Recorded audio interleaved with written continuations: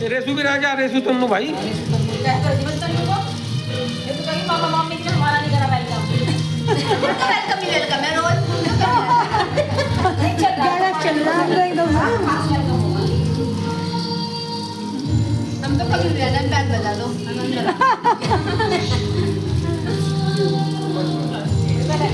नहीं तो खाना पड़ेगा, थोड़ा थोड़ा खा लो भी, एक पीस निकाल के खा लेते हैं। मोटे नहीं होते इसमें नहीं होते मोटे। ये तो एक पीस में काम करता है जो लास्ट में बचेगा तो खाना पड़ेगा। कहीं झूठा नहीं खाएगी। चलो भाई आ जाओ, ये तो पंखे खाली कमरा है। मोस्ट मेरे वाले एकदम घुस जाएंगे अंदर गेट।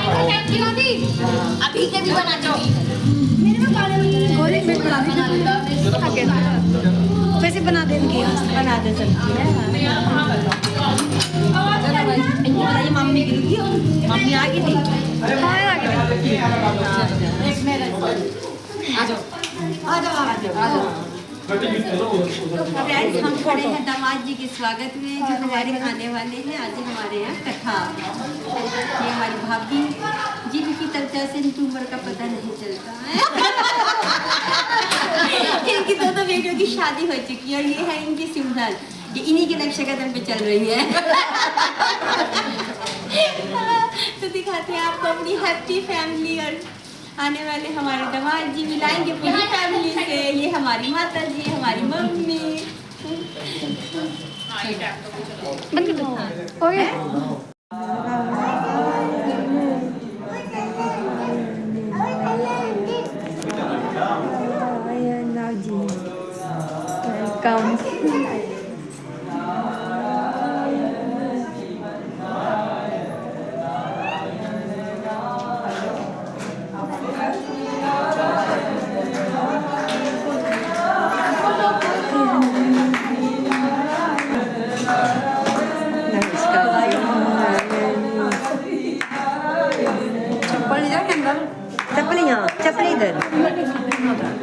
चप्पल इधर इसके ऊपर।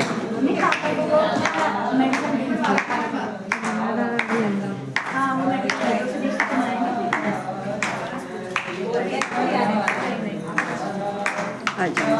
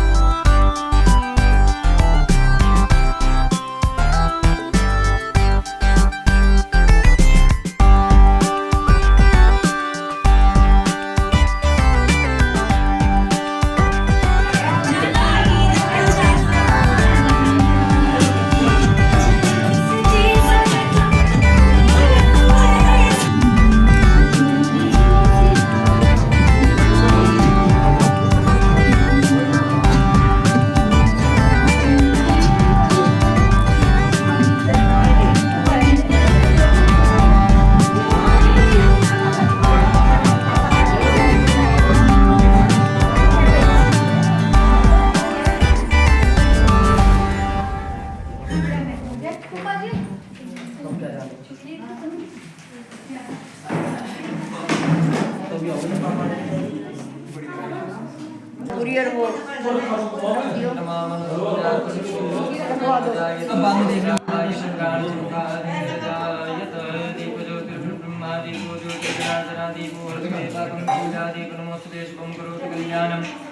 आनंदं सुखसंपदां सर्वशत्रुविनाशाय दीपज्योतिर्नमोस्तुते ओम पवित्रः पवित्रो वा सर्वावस्थां गतो प्रयासुरेन्द्रकाक्षं सवाह्याभ्यन्तराश्रीयमनस्कस्देवताभ्यों प्रार्थना नमस्कारं समर्पयामि संकल्पं दक्षिणां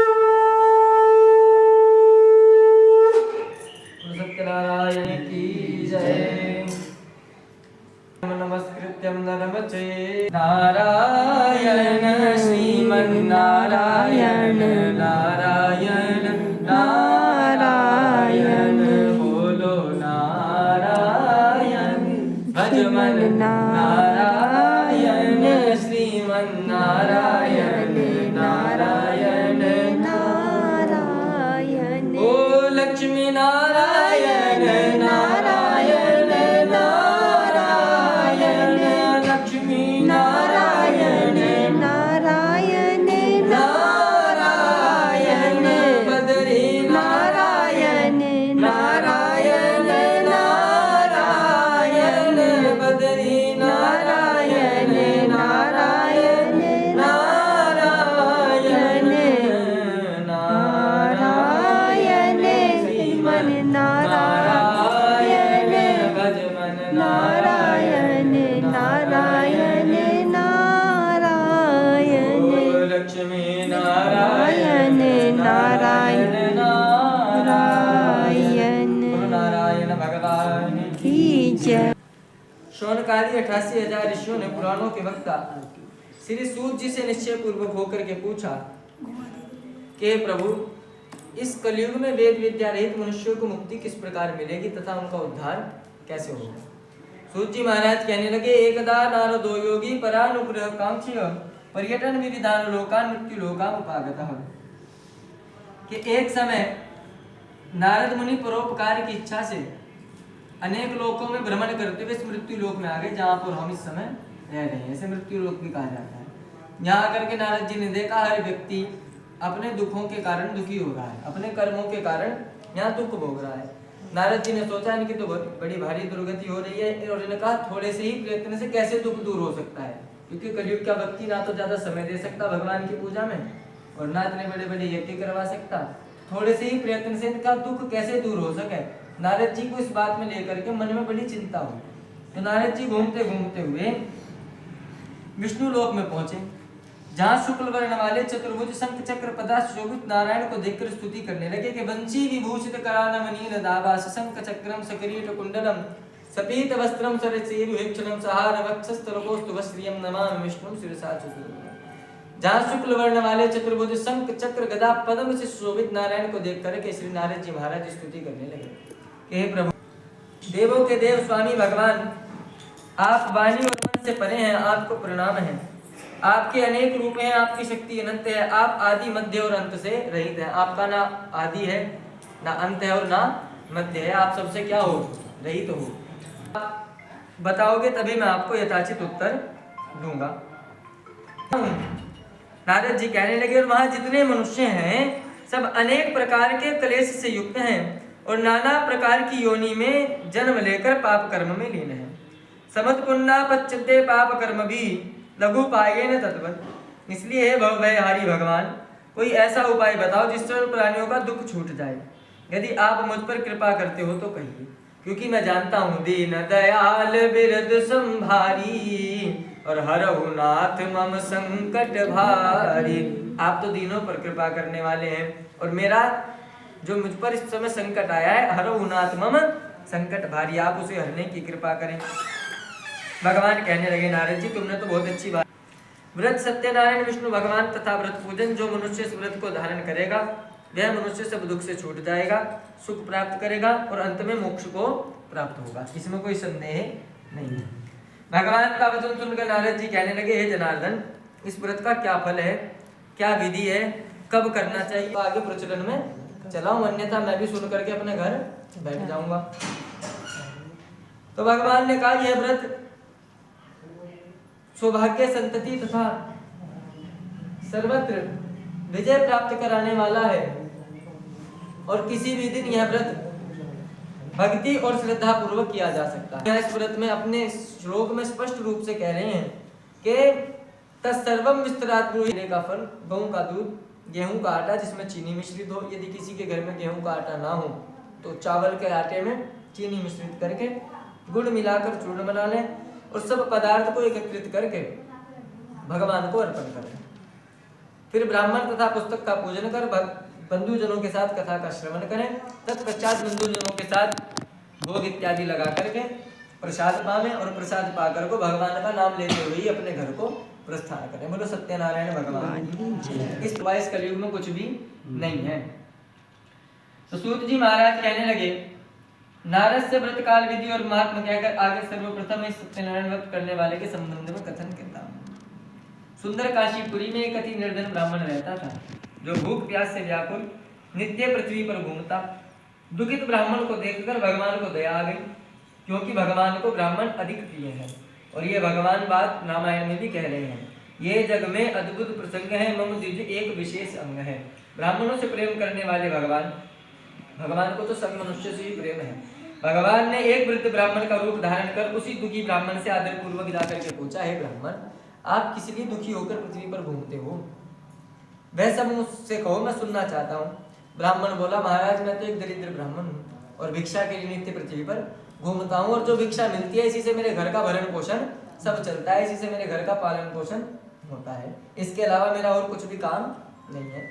और ये प्रभु एक बात सुन लो, यदि आप मेरी दरिद्रता को दूर करने का कुछ उपाय जानते हो तो मैं आपके आगे बताऊं, अन्यथा आपके आगे बताने का कुछ कारण नहीं है, क्योंकि संसार में दुख भी उसी के आगे बताना चाहिए जो सुन के उसका निवारण कर सके। अन्यथा संसार के आगे अपना दुख गाते रहो, कुछ फायदा होने वाला नहीं है। तो ब्राह्मण कहने लगा, प्रभु कोई ऐसा उपाय बताओ जो मांगने से मुझे मुक्ति मिल जाए और मेरी दरिद्रता दूर हो।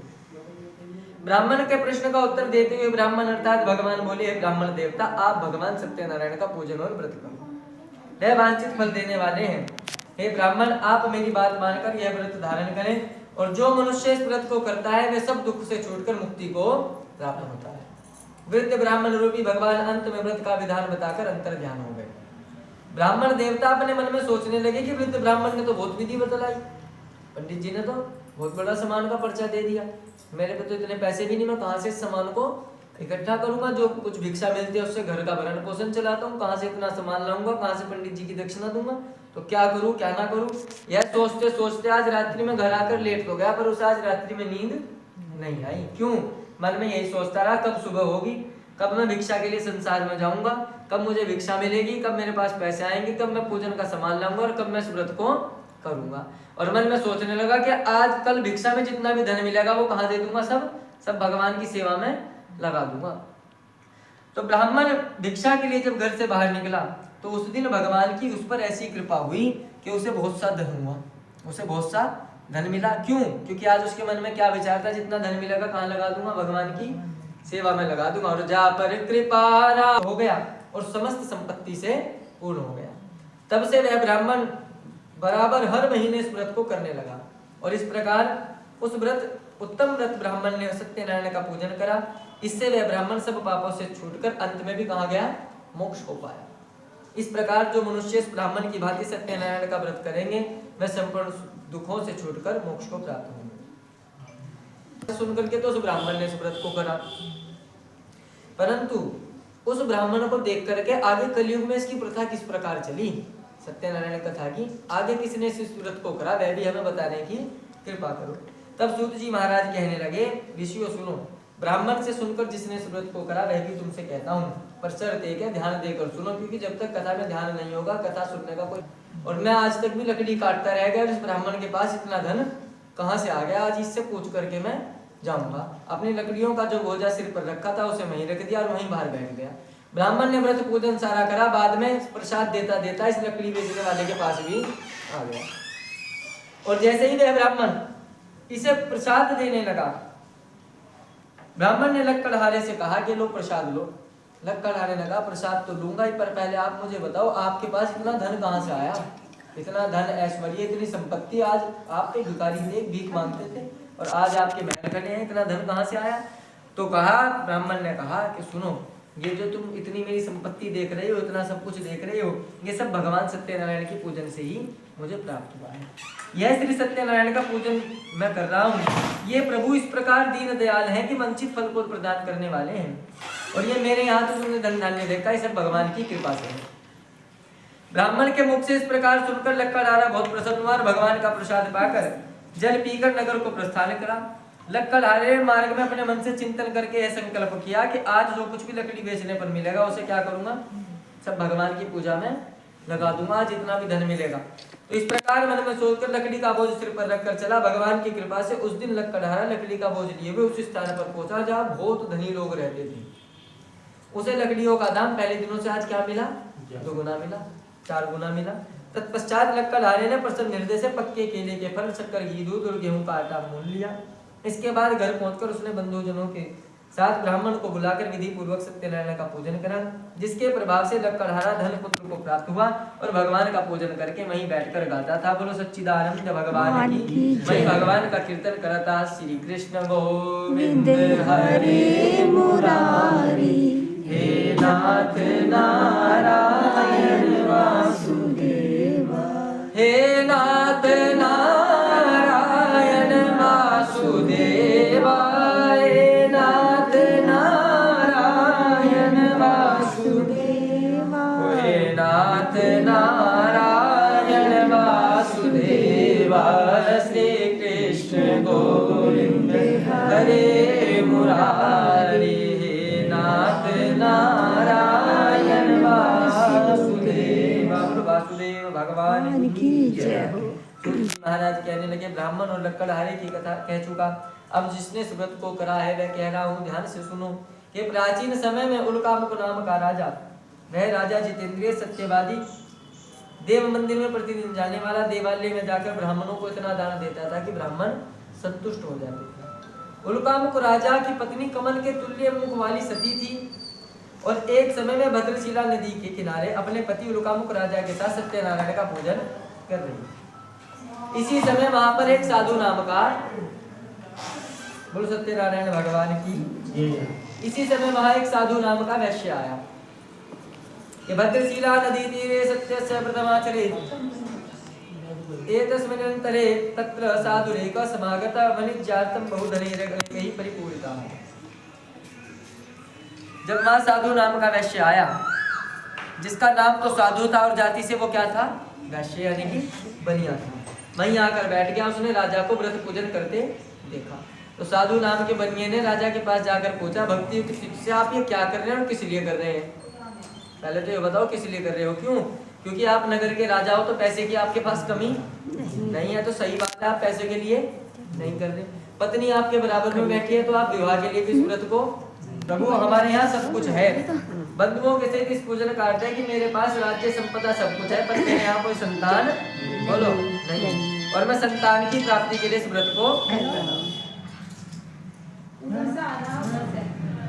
राजा के वचन को सुन साधु बढ़िया आदर पूर्वक बोला, हे राजन, आप इस व्रत की संपूर्ण विधि कहने की कृपा कीजिए, मैं इस व्रत को करूंगा, क्योंकि मेरे यहाँ भी कोई संतान नहीं है और निश्चय है कि इससे मेरे यहाँ संतान होगी। मुझे भी आप सारा विधान बताओ। राजा की विधि जैसा कि पूर्व कथित है उससे कहा। राजा ने किसे कहा? साधु नाम के वैश्य को। राजा से सब विधि सुनकर व्यापार से निवृत्त हो आनंद पूर्वक अपने घर आया। साधु ने घर पर आकर अपनी स्त्री से कहा, हे प्रिय, सर्व कथके में राजन करिष्येहम तबोदितम ममापि संतति नास्ति ये तेस्मात् जायते ध्रुवम्, कि पुत्र दे, संतान देने वाला एक व्रत में उनका राजा के मुख से सुनकर आया हूँ, वह व्रत मैं अवश्य करूंगा। साधु की भार्या लीलावती अपने पति के वचन सुनकर बोली, हे नाथ, यह तो उत्तम विचार है, ये तो बड़ा ही सुंदर विचार है भगवान की कथा सुनने का और भगवान का नाम लेने का। और कल प्रातः काल इस व्रत को हम करेंगे। साधु नाम का बनिया बोला, अभी बेकार में क्यों धन रुपया नष्ट करती हो? पता चला अभी भगवान की कथा में पैसे भी खर्च कर दिए, संतान नहीं फिर भी हुई। ना हुई, इतने पैसे खर्च करने के बाद भी। तो मैं तो इस व्रत को जब करूंगा जब मेरे यहाँ संतान हो जाएगी। होगी। भगवान के आगे एक शर्त रख दी तो मेरे यहाँ, मैं तो जब पैसा खर्च करूंगा जब मेरे यहाँ संतान हो जाएगी। बनिया का इस प्रकार उत्तर सुनकर श्री लीलावती चुप हो गई और पति युक्त प्रसन्नचित्त वाली लीलावती भगवान के प्रसाद से गर्भवती हुई। 10 मास पश्चात उसके एक कन्या उत्पन्न हुई। कन्या रत्न सदृश थी, वह दिन दिन इस प्रकार बढ़ने लगी जैसे शुक्ल पक्ष का चंद्रमा बढ़ता है। और कला कला ही देवाना तत्र नाम कलावती। जो कला कला बढ़ने लगी उसी का नाम क्या रखा गया? कलावती। उसके बाद लीलावती अपने पति से मधुर वचन में बोली कि हे स्वामी, आपने तो संकल्प किया था कि संतान होने पर भगवान सत्यनारायण का पूजन करूंगा, और अब तो हमारे यहाँ संतान भी हो गई। अब आप उस व्रत को कब करो। करोगे? भगवान की कृपा से संतान हुई। अब वो बेटा हुआ या बेटी हुई वो सब भगवान की इच्छा कृपा है। है। पर आपने कहा था जब संतान होगी तब इस व्रत को करूंगा, तो अब आप इस व्रत को करने की कृपा करें। साधु नाम का बनिया बोला, अभी तो इसकी बड़ी छठी जसूटन इत्यादि में इतने पैसे खर्च हो गए है ना, और ना भगवान कहीं भागे जा रहे, ना मैं कहीं जा रहा, ना मेरी कन्या कहीं जा रही, तो क्या करूंगा? इसके विवाह के समय इस व्रत को करूंगा। कर दूंगा जब ये बड़ी हो जाएगी। अभी बहुत पैसा खर्च होगा। और इस प्रकार अपनी स्त्री लीलावती को आश्वासन देकर वह साधु नाम का बनिया नगर में घूमने चला गया। भगवान की कृपा से कलावती कला कला बढ़ती हुई अल्पकाल में पिता के घर में सयानी हो गई, यानी कि विवाह के योग्य हो गई। एक दिन साधु ने अपनी सहेलियों के साथ घूमती हुई नगर में कलावती कन्या को देखा और मन में विचार किया कि कन्या तो विवाह की योग्य हुई। ये दूतों को बुला करके कहा कि मेरी कन्या के लिए सुयोग्य वर देख कर लाओ। साधु वैश्य की आज्ञा पाकर दूत लोग कंचन नगर को गए और उस नगर में दूतों ने एक वैश्य पुत्र को देखा जो सुंदर और शुभ गुणों से युक्त था। वह लड़का दूत जब उसे लेकर आए और कहने लगे, दूतों के मुख से यह वचन सुनकर साधु बनिए ने अपनी कन्या का विवाह विधि विधान से उस वैश्य पुत्र के साथ कर दिया। कन्या के विवाह के समय भी दुर्भाग्यवश उस व्रत को करना भूल गया, क्योंकि संसार का नियम यही है, हम अपना हर काम याद करते हैं पर भगवान का काम हम भूल जाते हैं। अपना कार्य कोई नहीं भूलने का, पर भगवान का काम अधिकतर हम भूल जाते हैं। क्योंकि भगवान कहते हैं अपना काम भले ही भूल जाओ पर भगवान का काम भूलना नहीं चाहिए। क्योंकि आप भगवान का काम याद रखोगे तो भगवान आपका काम आपको अपने आप याद दिलाएंगे। पर ये तो फिर भी भगवान का व्रत करना भूल गया, तो भगवान उसकी इस नीचता पर बहुत रुष्ट हो गए और व्यापार से कुशल साधु बनिए ने विवाह करने के बाद ही निश्चय किया कि व्यापार के लिए अब कहीं चलना चाहिए। तो दोनों ससुर जमाई दामाद को साथ लेकर वह व्यापार के लिए घर से निकल गए और रत्नसारपुर नगर में पहुंचकर सागर के समीप नौका खड़ी करके दामाद के साथ व्यापार करने लगा। रत्नसारपुर नगर के स्वामी चंद्रकेतु राजा थे। उस समय सत्यनारायण प्रभु ने प्रतिज्ञा भ्रष्ट साधु बनिए को शाप दिया कि हे बनिए, तुमको तो भविष्य में कठिन तथा महान दुख प्राप्त होगा।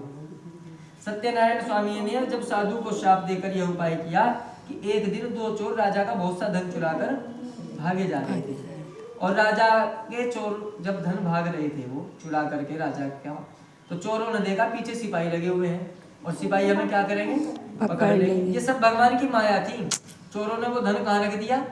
जहाँ इन दोनों ससुर जमाई ठहरे हुए थे और वहां से भाग गए। पीछे से सिपाही आए, राजा का धन रखा देखा। सिपाही जानते थे कि ये चोर नहीं है, यहाँ केवल धन है। सिपाही को पता था, परंतु सिपाहियों ने सोचा यदि हम चोर पकड़ कर ले गए तो हमें भी क्या मिलेगा? इनाम मिलेगा और राजा का धन तो इन्हीं के पास है, तो हमारी बात को कोई झुठला भी नहीं सकता। तो वे दो सिपाही थे, इन्हें ससुर जमाई को पकड़ कर ले गए और राजा को जाकर के कहने लगे कि ये दोनों चोर आपका धन लेकर भाग रहे थे, इन्हें हम पकड़ कर लाए। राजा बोला इन दोनों को दृढ़ बांधकर कारावास में डाल दो। सत्यदेव की माया के कारण राजा ने बनियों की एक भी बात नहीं मानी और समस्त धन अपने महल में जो इनका था वो भी क्या करा? अपने पास ही रखवा लिया। वहां तो बनिए का यह हाल हुआ और घर पर बनिए की पत्नी और पुत्री को अत्यंत दुख प्राप्त हुआ। उनका सब धन चोर उठा कर ले गए। माता पुत्री मानसिक और शारीरिक दो प्रकार की पीड़ाएं होती है व्यक्ति को संसार में। तो शारीरिक शरीर से बीमार है ना, पर मन से ठीक है।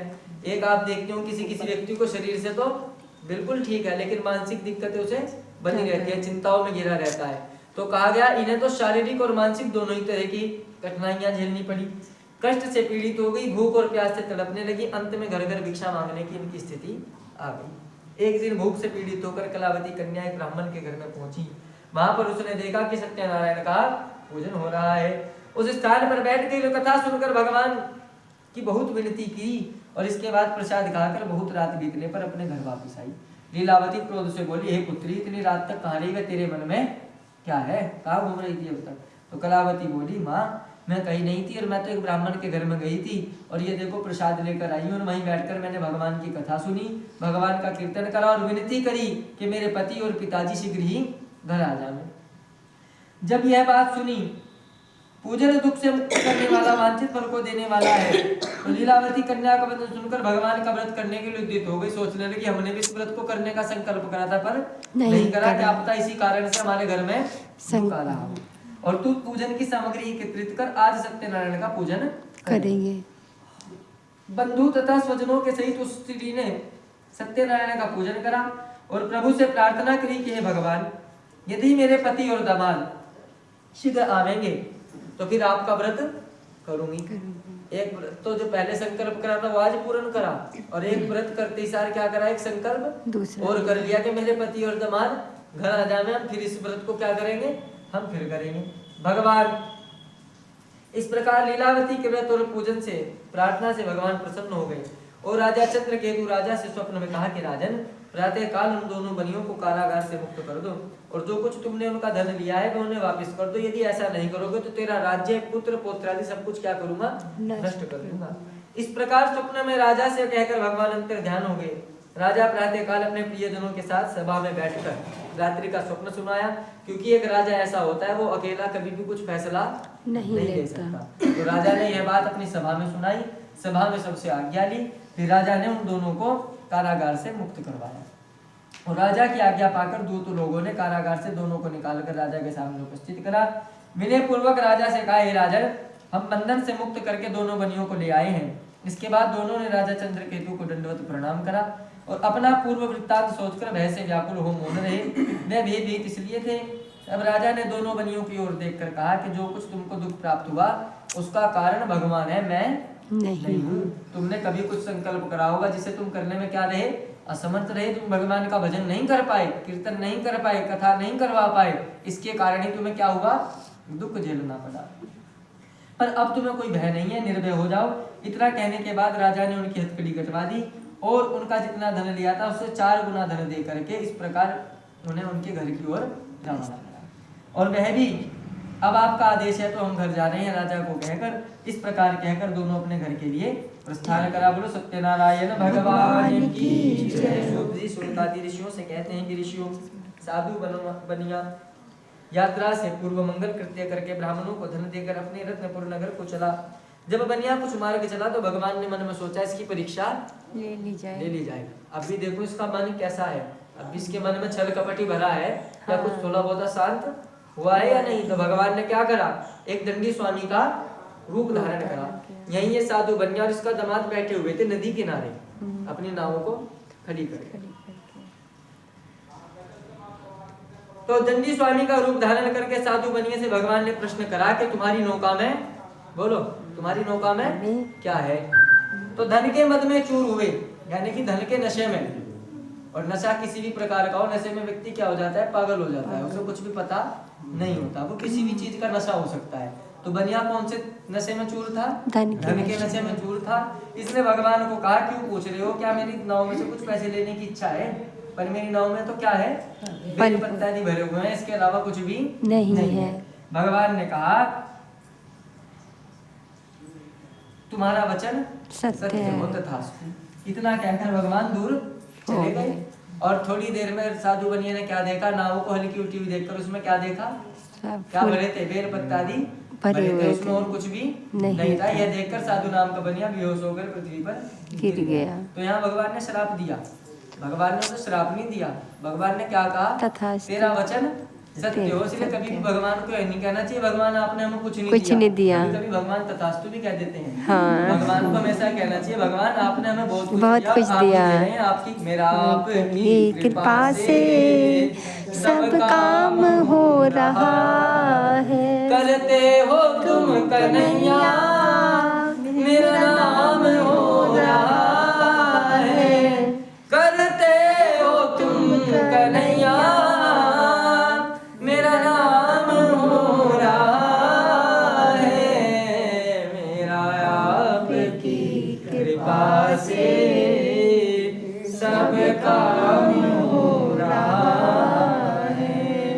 मेरा आपकी कृपा से सब काम हो रहा है।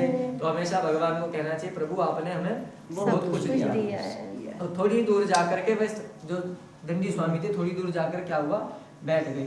साधु बनियों को थोड़ी देर में होश आई, दामाद बोला अब क्यों रो रहे हो, अब यहाँ बैठ के चिंता करने से कुछ फायदा नहीं है। क्योंकि व्यक्ति को हमेशा बोलने से पहले सोचना चाहिए। शब्द संभाल के बोलिए, शब्द के हाथ न पाओ, एक शब्द औषधि करे, एक शब्द करे। एक शब्द ऐसा होता है डॉक्टर का, है ना, वो व्यक्ति को 2-4 दिन फालतू जिलवा देता है ना। और डॉक्टर कहते हैं घर ले जाओ, ये ज्यादा दिन का मेहमान वो घर तक भी पकड़ नहीं पाता, अपना घर भी वो पकड़ नहीं पाता। तो है ना, एक शब्द औषधि का काम करता है और एक शब्द घाम का काम करता है। तो कहा अब चिंता करने से यहाँ कुछ भी फायदा नहीं है। तो अब क्या करें, कहा उन्हीं स्वामी की शरण में चलो जिन्होंने हमें तथास्तु कहा था।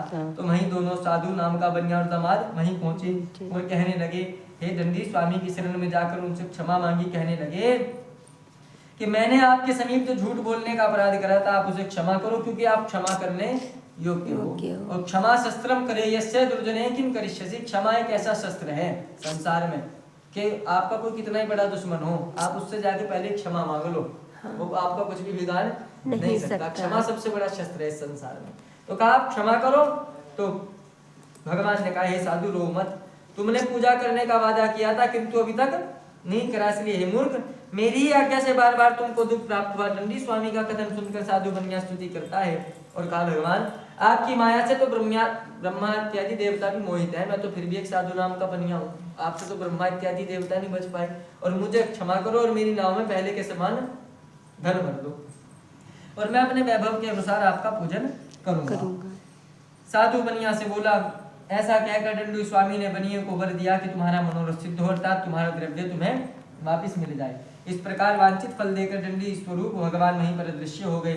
इसके बाद साधु ने जब आकर नौका देखा तो द्रव्य से परिपूर्ण पाया और बनिए ने लोगों से कहा सत्य देव भगवान की कृपा से मुझे वांछित फल हुआ है, तथा सज्जनों सहित इस स्थान पर श्रद्धा पूर्वक भगवान का पूजन करके उनकी कृपा से घर के लिए प्रस्थान करा। और जब घर के निकट पहुंचा ही था तो दूत को भेज दिया, जाओ मेरी पत्नी और पुत्री को जाकर के कह दो कि साधु नाम का वैश्य बहुत सारा धन लेकर के नगर के समीप आ गया है। उस समय लीलावती और कलावती दोनों भगवान का व्रत कर रही थी। तो लीलावती का व्रत तो पूर्ण हो गया था, उसने प्रसाद पाया और अपने पति के दर्शन को गई, लेकिन कलावती का व्रत तो पूरा हो गया था, पर कलावती ने अपना प्रसाद त्यागा और प्रसाद त्याग करके अपने पति के दर्शन के लिए भागी गई। कहा मैं तो अपने जाकर के पति के दर्शन करूंगी। और जब यह गई तो जैसे ही समुद्र के किनारे या नदी के किनारे पहुंची तो भगवान इस माया से बहुत रुष्ट हुए कि ये मेरा प्रसाद त्याग कर आई है। तो भगवान ने क्या करा, उसके पति को नाव सहित जल में डुबो दिया। साधु नाम का बनिया बड़ा दुखित हुआ, लीलावती दुखी हुई और कलावती अपने पति की खड़ाऊ बाहर रखी थी, खड़ाऊ लेकर के मरने की इच्छा जागृत करी कि जब संसार में मेरे पति नहीं तो मैं संसार में रहकर क्या करूंगी, यह मरने की इच्छा जागृत हुई। तो साधु नाम का बनिया बोला प्रभु आपकी माया से हम बार बार मोहित हो रहे हैं, अब आप ही कुछ कृपा करो। भगवान ने आकाश से आकाशवाणी करी कि तेरी पुत्री मेरा प्रसाद त्याग कर आई है, यदि ये घर जाकर प्रसाद पाकर पुनः आए तो उसे इसका पति अवश्य मिलेगा। यहाँ से हमें भी शिक्षा मिलती है कभी भगवान का प्रसाद त्यागना नहीं चाहिए। यदि प्रसाद उतना खाओ जितना ले सको उतना ही खाना चाहिए, थोड़ा ही लेना चाहिए और थोड़ा ही खाना चाहिए। प्रसाद कभी भी ज्यादा लेना नहीं चाहिए। आज हम क्या करते हैं, प्रसाद ले लेंगे, इसका भी दे दो उसका भी दे दो, घर जाके फ्रिज पे रख देंगे, वो 2 दिन सड़ेगा, तीसरे दिन बाहर कुत्तों पे डलेगा, तो उसका अपराध किसे लगेगा, हमें लगेगा। इसलिए प्रसाद हमेशा उतना ही लो जितना आप खा सको। तो कहा गया प्रसाद की अवज्ञा का। और भागवत जी में और स्कंद पुराण में यह बात आई, कहा यदि व्रत भी हो एकादशी का व्रत भी हो या किसी भी चीज का व्रत हो और आपके हाथ में प्रसाद आ गया तो लो मत। यदि प्रसाद आ गया तो खा लेना चाहिए, उससे आपका व्रत खंडित होता नहीं है। प्रसाद की इतनी बड़ी महिमा है। तो कहा प्रसाद के त्यागने के कारण तेरा पति अदृश्य हुआ, यदि ये घर जाकर प्रसाद पाकर आए तो इसे इसका पति अवश्य मिलेगा। कलावती घर गई, घर जाकर के प्रसाद पाया और फिर आकर के अपने पति के दर्शन करे। और जब आकर के अपने पति के दर्शन करे तो कन्या की बात सुनकर साधु संतुष्ट हुआ और उसी समय वहीं सत्यनारायण का विधि पूर्वक पूजन किया और द्रव्य और बंधुजनों के साथ आनंद पूर्वक घर आया। इसके पश्चात वह हर पूर्णमासी और संक्रांति को भगवान का पूजन करने लगा। शौनकादिक ऋषियों से सूत जी महाराज कहते हैं कि इस प्रकार साधु कन्या व्रत के प्रभाव से इस लोक में सुख भोगकर अंत में सत्यपुर वैकुंठ हो गया। बोलो सत्यनारायण भगवान की जय। सूत जी ने ऋषियों से कहा, एक और कथा कहता हूँ सुनो। सतयुग में एक तुंगध्वज नाम का राजा था। वह अपनी प्रजा को पुत्र के समान मानता और उनके पालन में तत्पर रहता था। इस प्रकार का प्रजापालक राजा सत्यदेव के प्रसाद त्यागने के कारण महान दुख को प्राप्त हुआ। एक बार वह राजा वन में आकेट के लिए गया और बहुत प्रकार के बनेले पशुओं का संहार करा। जब घर की ओर प्रस्थान कर रहा था तो एक वट वृक्ष के नीचे कुछ गवाले भगवान का पूजन कर रहे थे। तो अभिमान में भरकर राजा ना तो उनके पास गया और जब वह गोप ग्वाले प्रसाद लेकर आए तो यह कहकर प्रसाद त्याग दिया, मैं इतना बड़ा राजा तुम्हारे आटे का प्रसाद खाऊंगा क्या। इतना कहकर के प्रसाद का त्याग कर दिया। भगवान बड़े रुष्ट हुए और जब ये अपने नगर में गया तो इसके जितने पुत्र पुत्र आदि थे, जितना संतति थी, जितना वैभव था, सब कुछ नष्ट पाया। जान गया तो भगवान की माया से हुआ है। वापिस आया, ग्वालों के साथ भगवान का पूजन करा, प्रसाद पाया और फिर जाकर के सब कुछ अपने घर में जैसा था वैसा ही पाया। बोलो सत्यनारायण भगवान की जय। तो जो मनुष्य सत्यनारायण प्रभु के परम दुर्लभ व्रत को करता है वह मनोरथ सिद्ध करने वाला पुण्य कारक कथा श्रवण करता है। वह सत्यनारायण के प्रसाद से धन धान्य सब कुछ प्राप्त कर लेता है। जो मनुष्य निर्धन है वह धनवान हो जाता है। जो बंधन में पड़ा है वह बंधन मुक्त हो जाता है तथा भययुक्त मनुष्य भय से छूट जाता है। सत्य इसमें कोई संदेह नहीं है। सत्यनारायण के प्रसाद से मनुष्य श्लोक में वांछित फल भोग कर अंत में वैकुंठ को जाकर स्वर्ग को प्राप्त करता है। ब्राह्मणों, इस प्रकार जो सत्यदेव के व्रत को आप लोगों से कहा है उसे करने वाले मनुष्य संसार सागर के दुखों से मुक्त हो जाते हैं। और विशेष करके कलयुग में इससे सरल उपाय कुछ भी नहीं है। भगवान सूत जी महाराज कहने लगे कि जिन्होंने पूर्व जन्म में इस कथा को सुना उनके दूसरे जन्म की कथा कह रहा हूँ सुनो। जो सतानंद महान विद्वान थे दूसरे जन्म में सुदाना नाम के ब्राह्मण हुए जो भगवान कृष्ण से मित्रता करके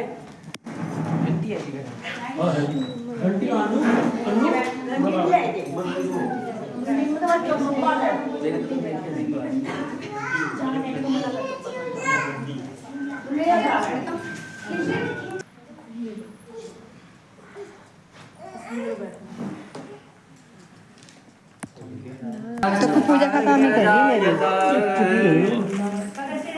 वीडियो जी एक दोनों में डाल के भोग के ना।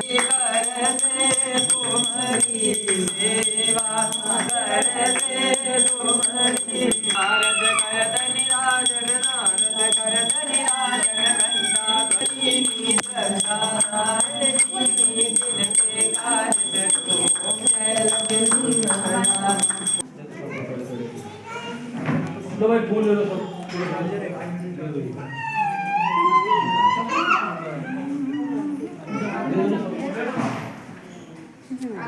आगे चलो झूला झूला झूला झूला झूला पे बैठ के चलो।